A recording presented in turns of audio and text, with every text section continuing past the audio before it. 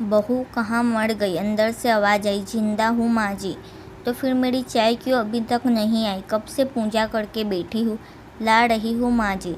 बहू चाय के साथ भजिया भी ले आई। सास ने कहा, तेल खिलाकर क्या मारोगी? बहू ने कहा, ठीक है माँ, ले जाती हूँ। सास ने कहा, रहने दे, अब बना दिया है तो खा लेती हूँ। सास ने भजिया उठाई और कहा, कितनी गंदी भजिया बनाई है तुमने।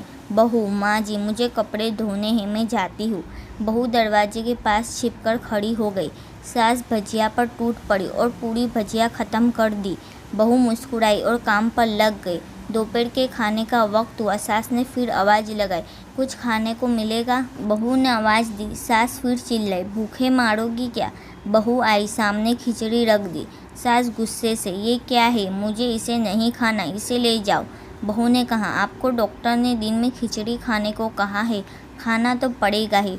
सास मुंह बनाते हुए, हाँ तू मेरी माँ बन जा। बहू फिर मुस्कुराई और चली गई। आज इनके घर पूजा थी। बहू सुबह 4 बजे से उठ गई। पहले स्नान किया, फिर फूल लाई, माला बनाई, रसोई साफ की, पकवान और भोजन बनाया। सुबह के 10 बज गए।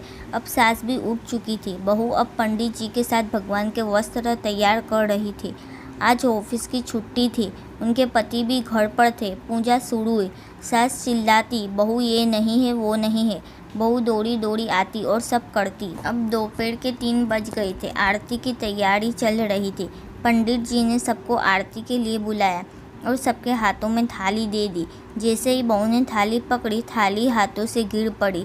शायद भोजन बनाते हुए बहू के हाथों में तेल लग गया था, जिससे वो पोंछना भूल गई थी। सारे लोग तरह तरह की बातें करने लगे। कैसी बहू है, कुछ नहीं आता, एक काम भी ठीक से नहीं करती, ना जाने कैसी बहू उठा लाए। एक आरती की थाली भी संभाल नहीं सकी। उसके पति ने गुस्से हो गए, पर सास चुप रही, कुछ नहीं कहा, बस यही बोल के छोड़ दिया, सीख रही है, सब सीख जाएगी धीरे धीरे। अब सबको खाना परोसा जाने लगा। बहू दौड़ दौड़ के खाना देती, फिर पानी लाती।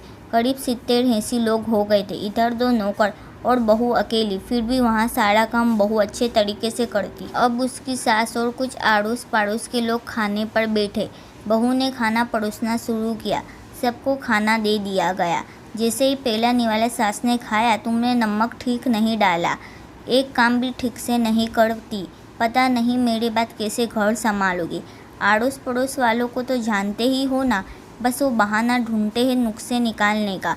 फिर भी वो सब शुरू हो गए, ऐसा खाना है, ऐसी बहू है, वगैरह वगैरह। दिन का खाना हो चुका था। अब बहू बर्तन साफ करने नौकरों के साथ लग गई। रात में झगड़ा तड़ा का कार्यक्रम रखा गया था। बहू ने भी 1-2 गीत गाने के लिए स्टेज पर चढ़ी। सास जोर से चिल्लाई, मेरी नाक मत कटा देना, गाना नहीं आता तो मत गा, वापस आ जा। बहू मुस्कुराई और गाने लगी। सबने उसके गाने की तारीफ की, पर सास मुंह फुलाते हुए बोली, इससे अच्छा तो मैं गाती थी जवानी में, तुझे तो कुछ भी नहीं आता। बहू मुस्कुराई और चली गई। अब रात का खाना खिलाया जा रहा था। उसके पति के ऑफिस के दोस्त साइड में ही ड्रिंक करने लगे। उसका पति चिल्लाया, थोड़ा बर्फ लाओ, तो सास चिल्लाई, यहाँ दाल नहीं है। फिर चिल्लाता, कोल्ड ड्रिंक नहीं है, पापड़ ले आओ। इधर उधर, आखिर में उसके पति की शराब गिर पड़ी उसके एक दोस्त पर और बोतल टूट पड़ी। पति गुस्से में 2 थप्पड़ उसकी पत्नी को लगाते हुए कहा, जाहिल कहीं की, देख कर नहीं कर सकती, तुझे इतना भी काम नहीं आता। सारे लोग देखने लगे। उसकी पत्नी रोते हुए कमरे की तरफ दौड़ी।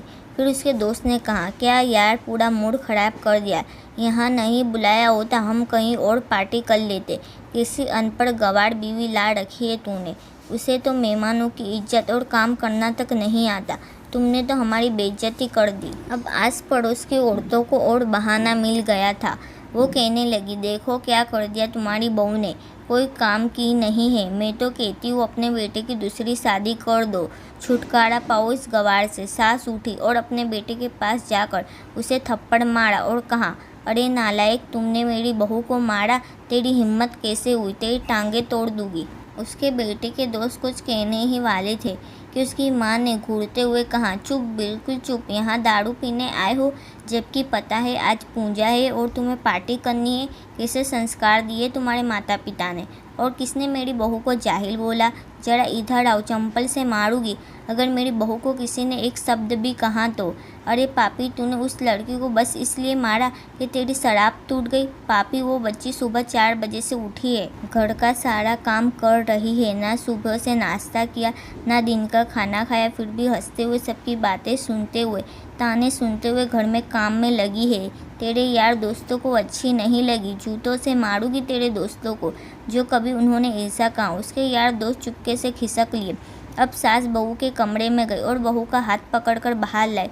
सबके सामने कहने लगी, किसने कहा था अपनी बहू को घर से निकालने के लिए और दूसरी बहू लाने के लिए। जरा सामने आओ। कोई सामने नहीं आया। फिर सास ने कहा, तुम जानते भी क्या हो इस लड़की के बारे में। ये मेरी माँ भी है और बेटी भी।